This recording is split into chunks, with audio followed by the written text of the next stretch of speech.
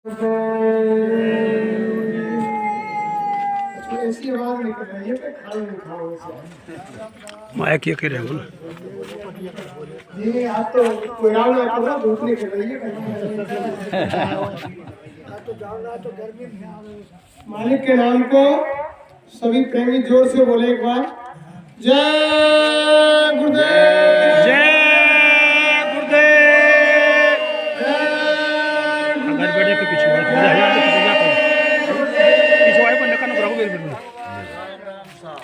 जय गुरुदेव। सर्व समर्थ सर्व व्यापक मंच पर विराजमान गुरु महाराज के चरण कमलों में कोटि कोटि बार नमन। पूजनीय वंदनीय पिता तुल्य बुजुर्गों, दूर दराज से पधारे हुए धर्म प्रेमियों, गुरु भाई बहनों, सती सीता सावित्री की पावन भूमि पर पैदा होने वाली माता बहन देवियों, नौजवान साथियों, नन्हे मुन्ने बच्चे और बच्चियों, सभी को हमारा हाथ जोड़ के सादर नमस्कार। आज बड़े सौभाग्य का दिन है कि मालिक की असीम दया से हम सभी धर्म प्रेमी मालिक के मुखारबिंद से निकले हुए अमृत वचनों को सुनने व पुनः दोहराने के लिए इकट्ठे हुए। ऐसे मौके प्रेमियों जीवन में कभी कभार आते हैं।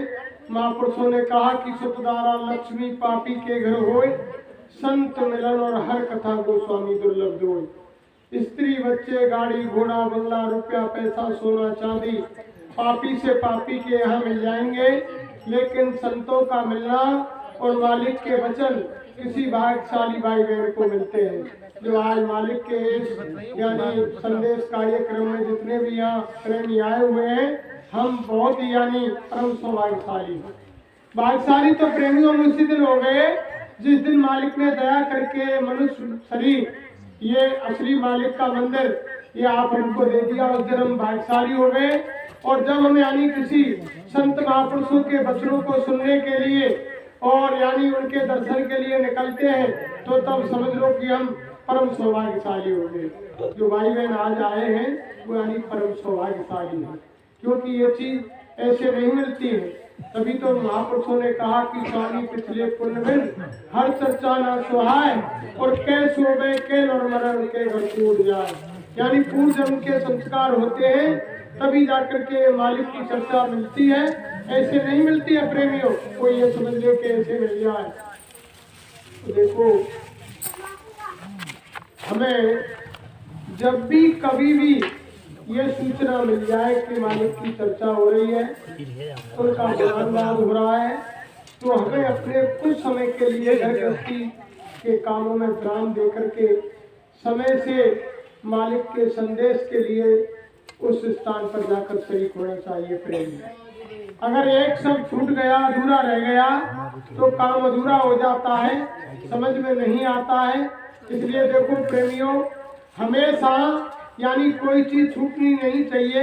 हमारे गुरु महाराज कहते थे, अरे बच्चा बच्चियों सामने आकर के बैठो और यानी एक एक शब्द को ऐसे सुनो। अगर एक शब्द छूट गया तो तुम्हारा यानी काम खराब हो जाएगा। तो यानी कोई भी वचन हो, हमको ध्यान देकर, फिर हमें सत्संग मानने से क्या फायदा जब हम ध्यान देकर नहीं सुनेंगे, अमल में नहीं लाएंगे। यानी हम सुनते रहे, इधर से सुना और इधर से निकाल दिया, मालूम ही नहीं कि आज क्या कहा क्या हुआ। जब कोई चीज पर यानी अमल करेंगे, अमल करके उस रास्ते पर चलेंगे, तभी प्रेमियों को काम आएगा। वैसे रात दिन तुम रामायण सुनते रहो, महाभारत सुनते रहो, गीता सुनते रहो, यानी पुराण सुनते रहो, सुनते रहो, लेकिन उनको अमल में नहीं लाएंगे, उनके ऊपर विचार नहीं करेंगे और उनके रास्ते बताए हुए पर नहीं चलेंगे, तो यानी कोई काम नहीं होगा। रात दिन सुनते रहो। तभी तो महापुरुषों ने कहा कि मंदिर पूजा नित्य करो और तीर्थ करो हजार, और दया धर्म मन में नहीं, ये सब कुछ है कुछ नहीं। रात दिन मंदिर में जाते रहो, दर्शन करते रहो, और यानी हमारे अंदर से ईर्ष्या, दोष, चुगली, निंदा, यानी बुराई, ये तमाम तरह की आपदा अंदर से नहीं निकली। और रात दिन हम नहा धो करके, स्नान करके और यानी तिलक चंदन टीका लगा करके, थाल सजा करके मंदिर में जा रहे हैं। अगर हमारा आचार विचार, रहन सहन, खान पान, उठना बैठना, बोलना चालना अगर नहीं बदला तो जाने से कोई फायदा नहीं। महात्मा कहते हैं कि पत्थर एक दिन मंदिर में जाता है तो एक दिन जाने पर यानी भगवान बन जाता है। देखो पत्थर की मूर्ति होती है उसको इंसान ही बनाता है और उसके ऊपर यानी बैठ करके बनाता है, पैर रखता है, जूते भी रखता है। और तमाम मूर्तियां दुकान में आपने देखूंगी, हर भगवान की, देवी की, देवता की, हनुमान की, सब मूर्तियां मिलती है, दुकान भरी रहती है। आप रास्ते से निकल करके जाते हो, किसी ने उनको यानी दंडवत किया, प्रणाम किया, कोई जला दी बस। लेकिन जब वो मूर्ति वहां से उठ करके प्रेमियों, जब वो मंदिर में आ जाती है, जब मंदिर में आ जाती है तो वो एक दिन में भगवान बन जाती है। भीतर आ रही यानी मूर्ति मंदिर में आने पर एक दिन में भगवान बन जाती है। लेकिन देखो प्रेमियों, आप हम रोजाना मंदिर जाते हैं लेकिन हम इंसान नहीं, या बांध हमारी यानी मानवता नहीं आती है हमारे और आपके। रोजाना मंदिर जाते हैं लेकिन विचार नहीं रहते हैं, कोई संसार वाली बात, कोई सारे काम, यानी कोई चीज ऐसी बदलाव नहीं आ रहा। और आप जो मंदिर में जा रहे हैं उस भगवान की पूजा कर रहे हैं, लेकिन वहां से थोड़े हटे और फिर सारी चीज ये जब तक हम हमारे जीवन में बदलाव नहीं लाएंगे प्रेमियों, कुछ नहीं। ये तो बदलना पड़ेगा ना, यानी तो कुछ नहीं होगा। और जब संकल्प करेंगे तो मालिक उसमें यानी विशेष करते हैं। कभी भी देख लो आप, यानी हम किरागढ़ जाना था, साहब जी और हम गए, बात एक दिन पहले 2 दिन पहले इतना भयंकर कोहरा पड़ा। हम मन में विचार कर रहे कि 25 तारीख को किरागढ़ और मोटरसाइकिल थी, तो हमने मालिक से निवेदन की और प्रार्थना की कि गुरु महाराज आप ही देख लो, कार्यक्रम देना है और दया है जाए, मौसम साफ है, तो बढ़िया है। सुबह से धूप निकली, कोई दिक्कत नहीं आई, कार्यक्रम करके वापस आए तो उनकी मौज मर्जी। और देखो लड़का आए, जैसे डेरागढ़ पे उतारे, इनने उधर से गाड़ी यानी इतनी तेज चलाई, 70-75 कि मेरे को कोई साधन नहीं मिलेगा। लेकिन मालिक कितने दयालु है, मोटरसाइकिल से उतरते ही बराबर मोटरसाइकिल रुकी दूसरे की आकर के, और मार साहब ने पूछा कि कहाँ जा रहे हैं, तो उधर जा रहा हूँ, यानी वो सारा इंतजाम वो मालिक करता है। हमारे गुरु महाराज भी कहते थे, हमने आपको एक 2 बार बताया भी होगा, स्वामी महाराज ने कहा कि जब तुम जगुदेव नाम लेकर के और प्रचार को निकल पड़ोगे तो तुम्हें मैं कभी भी रात को भूखा नहीं सोने दूंगा। और अगर जहाँ कोई तुम्हारे पैर के नीचे अगर कांटा आएगा बच्चा, तो तुम्हें कांटा नहीं लगने दूंगा। कांटे के ऊपर मेरा हाथ होगा और मेरे हाथ के ऊपर आपका पैर। इतनी मदद स्वामी जी महाराज ने यानी मंच से कहा, ऐसे नहीं प्रेमी। एक बार मैंने पहले भी बताया होगा, गर्मी का महीना था, साइकिलों पर हम यानी प्रचार के लिए चल रहे थे। रास्ते में प्रेमियों को भूख लगाई, एक दूसरे गांव से जल्दी निकल पड़े। जब भूख लगाई और धूप पड़ रही तो मन में कुछ प्रेमियों ने विचार किया, अरे कि गुरु महाराज अब तो हम यानी भूखते पीड़ित हैगे, परेशान हैगे, अब तो ऐसी मन में आ रही है कि कहूँ छाया मिले और गरम गरम खाना मिले, जब तो यानी जान बचे नहीं बचे। अचानक सड़क चल रहे थे प्रेमियों, तो एक पेड़ छाया को आया और वह छाया देख के साइकिल उतार दी, और उतार के उसी पेड़ के नीचे यानी कपड़े में बंधी हुई, यानी जितने हम प्रेमी थे उस हिसाब से 2-2 रोटी और सब्जी बिल्कुल गरम तैयार यानी पेड़ की जड़ में मिली। ऊपर देखो नीचे देखो कि इनमें कौन रख गो। जब आपस में प्रेम बोले, भाई तुम याद तो कर रहे हो गुरु महाराज के खाना चाहिए, और कौन रख के गवार में कोई दिखी ना, ना कोई पेड़ पर बैठो, ना कोई जंगल में दिख रहो, गर्मी का महीना है, तो यानी रोटी खोली तो देखा है कि मालिक बहुत है। लेकिन विश्वास होना चाहिए प्रेमी, जब तक मालिक के ऊपर विश्वास नहीं होगा, जब तक कुछ नहीं होगा। हम विश्वास नहीं करेंगे कोई बात का तो कैसे काम करेंगे। देखो सबसे बागी तो हमारे शरीर के अंदर ये मन है। अभी बोली ना प्रार्थना, ये मन बड़ा चंचल है, कैसे इसको समझा, यानी जितना इसको समझाते उतना ही यानी ये मचलता है। ये मन का खेल ऐसा है, ये काल का एजेंट है और ये काल का वकील है। ये यानी सतलोक से आत्मा के साथ नहीं आया प्रेमी, ये तो रास्ते का भूत है। ये तो यानी त्रिपुटी धाम से रास्ते में काल भगवान ने मन को आत्मा के साथ में लगाया, और यानी आत्मा के साथ में लगा करके और ऐसा कर दिया कि मन ने आत्मा की शक्ति को ले रखा है, स्वयं जड़ है और आत्मा चेतन है। इसमें कोई अपनी कोई शक्ति नहीं प्रेमियों मन के अंदर।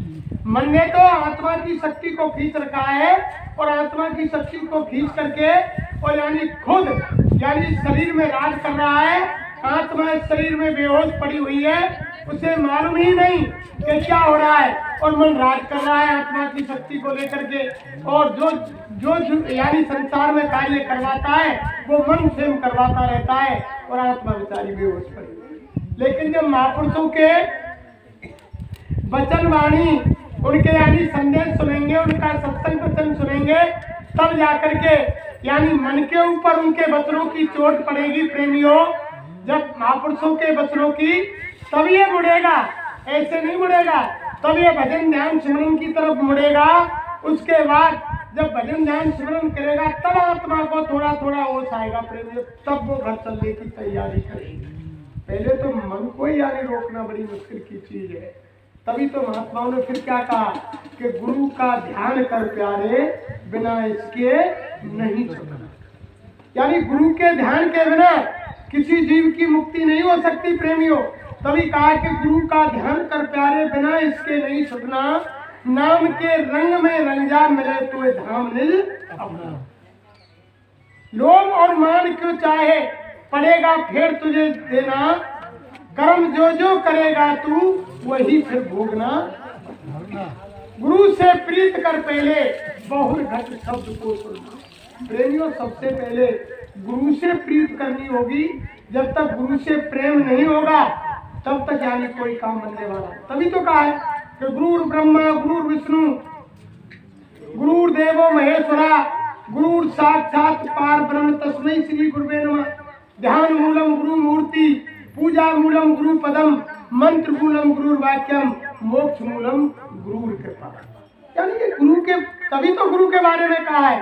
तभी तो कह दिया कि 7 दीप 9 खंड में, और गुरु से बड़ा न कोई, और करता करे न कर सके, गुरु करे सो। यानी मालिक ने ऐसा कहा कि अगर भगवान रूठ जाएगा प्रेमियों तो गुरु वो पावर है उसको मना सकता है। अगर गुरु रूठ गया तो भगवान की कोई यानी ऑथोरिटी पावर नहीं कि वो गुरु के सामने जाकर के उसको मना दे। तभी तो गुरु को बड़ा बताया है। यानी हर प्रसंग में वो अगस्त मुनि और सुतीक्षण महाराज उस समय भी यही कहा कि गुरु गोविंदो खड़े और का के लागू पाए, और बलिहारी गुरु की जो गोविंदियो बताए। यानी गुरु के बिना कुछ नहीं होता है, गुरु वो पावर होता है। और जिनकी हम तो पूजा कर रहे हैं रामकृष्ण की, उन्होंने वो गुरु बनाया और गुरु के आदेश के अनुसार चले। तभी तो कहा महापुरुषों ने कि रामकृष्ण से कौन बड़ा, यानी उनसे कोई बड़ा रामकृष्ण से कौन बड़ा। तिन्ने हूँ गुरु कीन, और 3 लोक के अधिपति, और गुरु आगे आधीन। यानी वे भी गुरु के आदेश में चले, बिना गुरु के वो एक कदम नहीं बढ़े। जो भी कार्य किया उन्होंने गुरु को सिर पर रख करके किया, तो बिना गुरु के जीव की। लेकिन इस मन को मारना भी गुरु की ताकत है प्रेमियों। बिना गुरु के आज तक आपने देखा होगा, यानी देखो कितने कितने ऋषि मुनि महात्मा हुए, उन्होंने यानी कितने कितने तप किए। बहुत से आप राजन देखते होंगे, यानी भर सर्दी के अंदर बहुत से महात्मा जल तप करते हैं, यानी नंगे बदन, यानी बिल्कुल ठंडे जल में, पोखर में, तालाब में, किसी नदी में यानी खड़े हो जाते हैं 24 घंटे के लिए, वो कर सकते हैं। और यानी गर्मी के महीने में आपने देखा होगा बहुत से ऋषि मुनि महात्मा चारों तरफ अग्नि लगा करके भर जेठ के महीने में अग्नि तप करते हैं। यानी कोई एक पैर पर खड़ा होकर के तप करता है, कोई कमर में ऐसा अर्पण बांध लेता है, कोई कानों में यानी बड़े बड़े कुंडल डाल लेता है, कोई यानी सिर बाल सबको मुड़ा देता है, कोई जटा जूट रखा लेता है।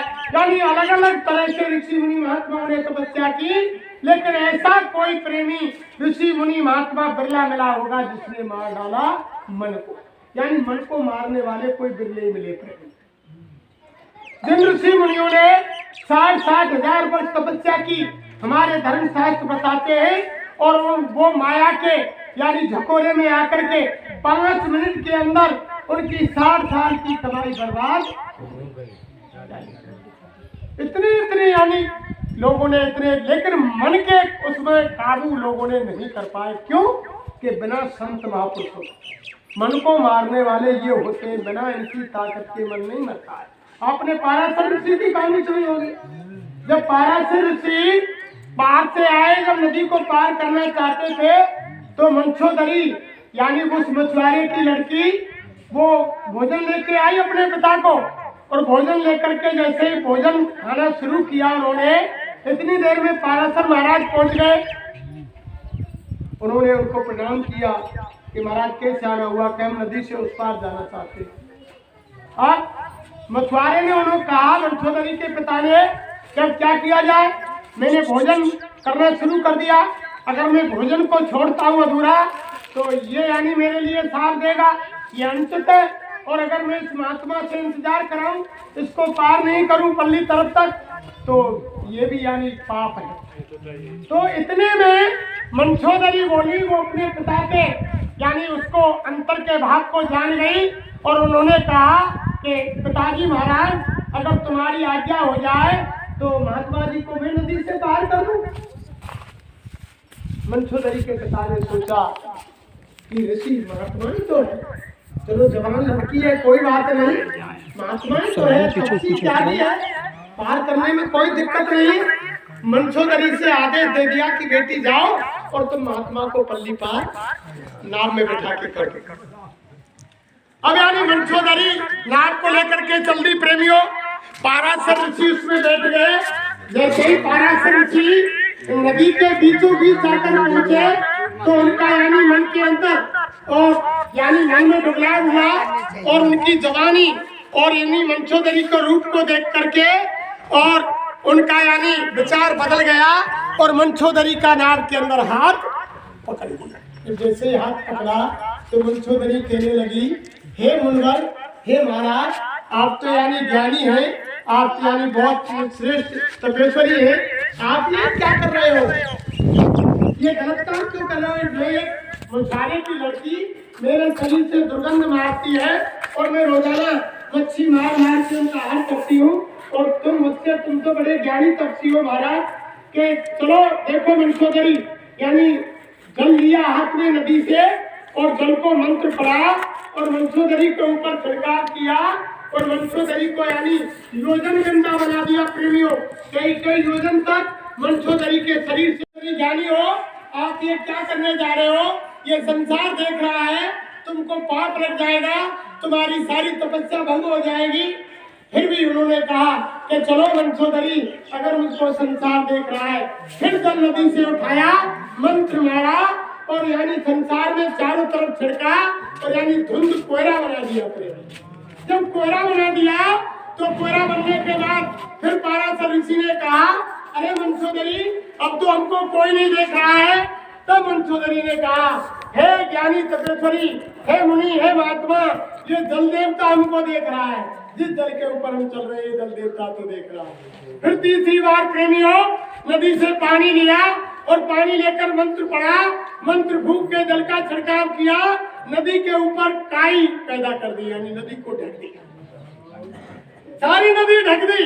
नदी ढक करके फिर कहने लगे, अरे मंछोदरी, ना संसार देख रहा है, ना ये जल देवता देख रहा है, अब क्या दिक्कत है? अरे प्रेमियों देखो, यानी उसने यानी अपनी सारी तपस्या को यानी खंडित कर दिया पाराशर ने। तो संत महात्मा कहते हैं कि ऐसे ऐसे ज्ञानी मुनि त्यागी तपस्वी हो गए, जिन्होंने यानी सारे संसार में कोहरा पैदा कर दिया, एक मंत्र से पानी को ढक दिया, जिसके शरीर से दुर्गंध मार रही थी उसको योजन गंदा बना दिया, लेकिन मन को नहीं मार पाए। पाराशर ऋषि मन को नहीं रोक पाए। प्रेमियों, मन को रोकने वाली तो कोई बिल्ली शक्ति होती है।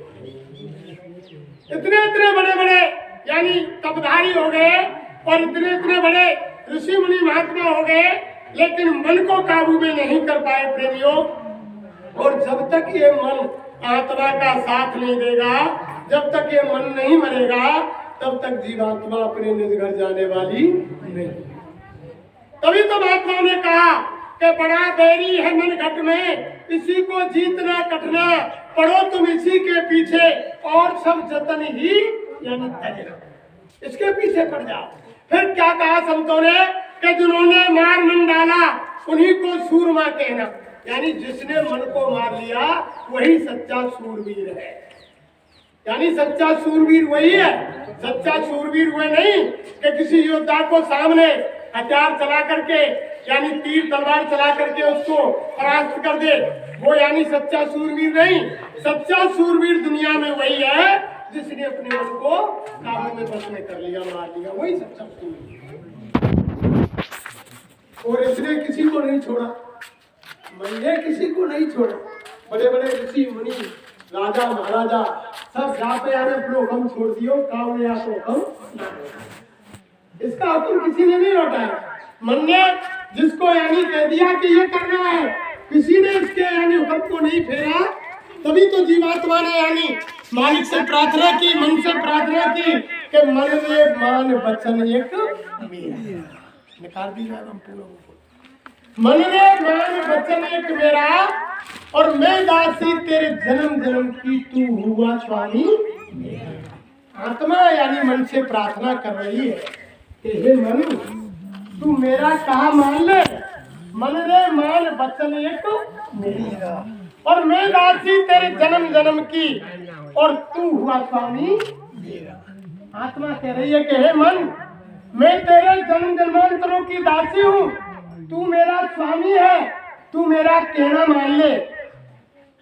तीन लोक का नाथ कहावे, तीन देव तेरा चेरा। आत्मा कह रही है अरे मन तू तीन लोक का नाथ है, तीन लोक तक जहाँ रहते हैं सब तेरे बस में है, और तीन देव तेरा यानी तीनों देवता ब्रह्मा विष्णु महेश सब तेरे यानी शिष्य हैं, सब तेरी बात को मानते हैं। ऋषि मुनि पर हुक्म चलावे, जति सती सब घेरा, मन रे मान वचन एक। यानी ऋषि मुनि सब पर यानी ये मन हुक्म चलाता है प्रेमियों। जति सती यानी सबको घेर रखा है, किसी को मन ने नहीं छोड़ा, किसी को नहीं छोड़ा। फिर आगे क्या कहा, तेरे बस सुर नर और योगी, कोई तेरा हुक्म न फेरा। यानी तेरे बस में देवता मनुष्य और यानी सब जति सती सब तेरे आदेश के अंदर है। जो तू आदेश देता है तेरे हुक्म को कोई वापस नहीं, सब मानते हैं, सब मन की मानते हैं प्रेमियों। जिस चाहे तिस जगत फसावे, और चाहे तिस करे निवेरा, मन रे मान वचन एक मेरा। आत्मा कह रही है अरे मन जिसको तू चाहे उसको संसार से छुटकारा दिला सकता है, और जिसको तू चाहे उसको संसार में फंसा सकता है। अरे मन रे मान वचन एक मेरा, मैं दासी तेरे जन्म जन्म की, तू हुआ स्वामी मेरा। आत्मा विनती प्रार्थना कर रही है प्रेमियों हाथ जोड़ के, हे मन मैं तेरी दासी हूँ, मैं चेली हूँ, तेरी चेली हूँ, तू मुझ पर दया कर। फिर आगे क्या कहती है, ऐसी महिमा सुनी तुम्हारी, ताते तुम पर करुण हो रहा, मन रे मान वचन एक मेरा। आत्मा कह रही है अरे मन मैंने तुम्हारी ऐसी महिमा सुनी है कि तुम्हारे हुक्म को तीन लोक के तीनों देव जति सती सोर नर कोई भी हुक्म को नहीं फेरता है तुम्हारे को। तुम बहुत बड़े हो, इसलिए तुम्हारी महिमा मैंने सुनी है, इसलिए मैं तुमसे विनती प्रार्थना कर रही हूँ, और यानी तुम्हारे पैरों में पड़ती हूँ, तुम मेरा साथ दे दो। फिर क्या कहती है, ताते तुम पर करुण हो रहा, इस तन नगरी तुच्छ देश में क्यों कैदी हुए पड़े अंधेरा। अब आत्मा कह रही है मन इस यानी अंधेर नगरी के अंदर, इस तुच्छ देश के अंदर तू अंधेरे में मन क्यों पड़ा हुआ है, तू मेरा साथ दे, मैं तुझे ऐसी जगह ले चलूंगी जहाँ यानी 24 घंटे उजाला है, सारा आनंद है। यानी जीवात्मा मन से विनती प्रार्थना कर रही है। सतगुरु मुझसे कहा वचन एक, मन को संग ले चलो सवेरा, मन रे मान वचन एक मेरा। यानी सतगुरु ने मुझसे एक वचन कहा, आत्मा मन से कह रही है कि हे मन मेरे सतगुरु ने मुझसे एक वचन कहा कि तू मन को साथ में लगा ले, जब मन तेरे साथ में लग जाएगा तो यानी तेरी मुक्ति हो जाएगी। और मन भी यानी उसको भी जो असली आनंद की खोज कर रहा है मन, यानी वो धन में, मकान में, पैसे में, स्त्री में, बाल बच्चों में, कुटुंब में, परिवार में, यानी जगह जगह वो मन आनंद को खोज रहा है, उसको असली आनंद नहीं मिल रहा है और रात दिन वो मन असली आनंद की तलाश में लगा हुआ है। तो आत्मा कह रही है कि सतगुरु ने कहा है तू मेरा साथ दे और तुझको भी असली आनंद तेरा मिल जाएगा और मुझको भी मेरा रोग मिल जाएगा, तू मेरा साथ दे। ताते तुम पे करूं विनती, करो मेरा मन रे मान बचन। आत्मा कह रही अरे मन, फिर तुम क्यों देरी लगा रहे हो? सतगुरु के वचन के अनुसार तुम मेरी बात को मान लो और हम तुम दोनों यानी गगन में साथ मिलकर के मालिक के धाम की चढ़ाई करें। इंद्री द्वार विषय त्यागो, करो अभी सुलझेरा, मन रे मान बचन एक। यानी आत्मा कह रही अरे मन, जो इंद्रियों का भोग है उस इंद्रियों के भोग को त्याग करके और यानी तुम्हारा साथ दे दे और यानी अभी दोनों का सुलझेरा, यहाँ से संसार से छुटकारा हो जाएगा। तुम सा संगी और न कोई, मैं तुम्हारी और तुम ही मेरा, मन रे मान बचन एक। आत्मा बड़े प्यार से प्रार्थना कर रही है मन, अरे मन तेरे समान दूसरा कोई भी मेरा संगी नहीं है और यानी तुम सा मेरा कोई साथी नहीं है। मैंने सबको देख लिया, इसलिए तुम मेरा साथ दे दो जिससे आप भी सुख में पहुंच जाए और मैं भी मेरे परम धाम को पहुंच जाऊं। मुझ दासी का कहना मानो, गगन मंडल चल बांधो डेरा, मन रे मान बचन एक। आत्मा कह रही है अरे मन, मैं आपकी दासी हूँ, मुझ छोटी सी दासी का कहना मान करके गगन मंडल की तरफ यानी सतगुरु के बताए हुए वचन के अनुसार और यानी योग ध्यान भजन स्मरण करके और उस यानी आकाश मंडल का वह उस गगन मंडल में अपना डेरा बांधे आप वह चलने की तैयारी करो। जैसे थे तैसे फिर होए हो, क्यों दुख सुख याद सहो घनेरा, मन रे मान बचन एक। आत्मा कह रही है मन, जैसा तू पहले था वह यानी त्रिपुटी धाम में आराम से सुमेरु पर्वत पर रहता था, तू अपने निज मुकाम पर रहना और यानी तू यहाँ क्यों पड़ा हुआ है? जैसा सुख तू पहले भोगता था तेरे सुख को तू भोगना, तू वह रास्ते में तेरे मुकाम पर रुक जाना और मैं मेरे ध्यान सतलोक के लिए चली जाऊंगा और तू मेरा कहना मान और मेरे साथ चलने की तैयारी। सतगुरु पूरे भेद बताया, मन को संग लेकर घर फेरा, मन रे मान बचन एक। आत्मा कह रही है हे मन, मेरे सतगुरु ने, मेरे स्वामी ने पूरा भेद बताया है कि तू मन को साथ लगा ले और बिना मन के जीवात्मा जा नहीं सकती, तो तू मेरा साथ दे दे और सतगुरु के बताए हुए वचन के अनुसार दोनों यानी गगन मंडल में डेरा बांधने की तैयारी करें और आप यानी इस घर से मुख मोड़ लो और अपने निज घर के लिए चलो। मैं हूँ सूरत पड़ी बस तेरे, गुण तुम मदद शब्द नहीं दिया और मन रे मान बचन एक।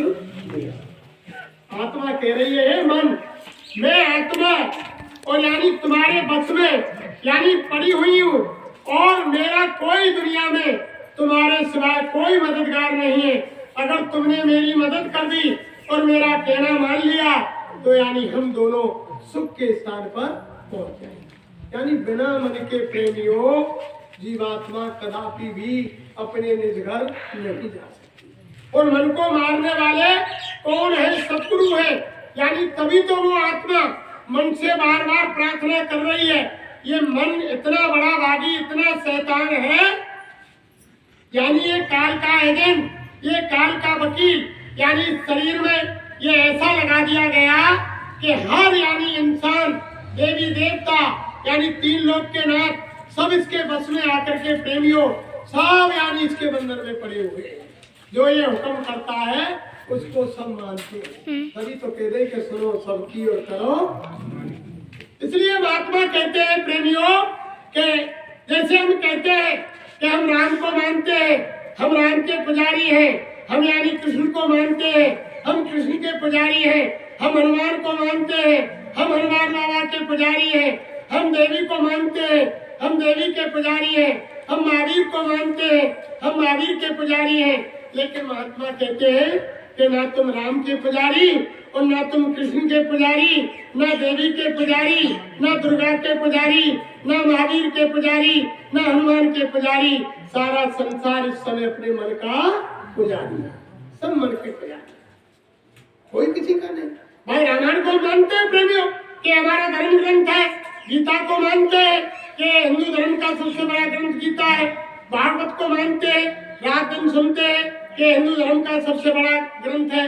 लेकिन इन ग्रंथों को तो मानते हैं कि हमारे यानी हिंदू धर्म के धार्मिक ग्रंथ है, लेकिन जो ग्रंथ कह रहे हैं हमारे, जो रामायण महारानी कह रही है, भागवत महारानी कह रही है, गीता महारानी कह रही है कि जो बात बता रही है उनको आप हम नहीं मानते। इन ग्रंथों को तो मानते हैं, हमारे पूजनीय है, उनकी हम पूजा करते हैं, लेकिन जो रामायण कह रही है उसको हम नहीं मानते, जो भागवत कह रही है उसको हम नहीं मानते, जो गीता कह रही है उसको नहीं मानते। ग्रंथों को तो मानते हैं, ऐसे हम भगवान को तो मानते हैं, भगवान की पूजा तो हम करते हैं यानी बाहर से दिखाने के लिए, लेकिन जो भगवान कह रहा है उस बात को हम नहीं मानते। रामायण तो साफ कह रही है कि निर्मल मन जन सोई मोह पावे और मोह कपट छल छिद्र न पावे।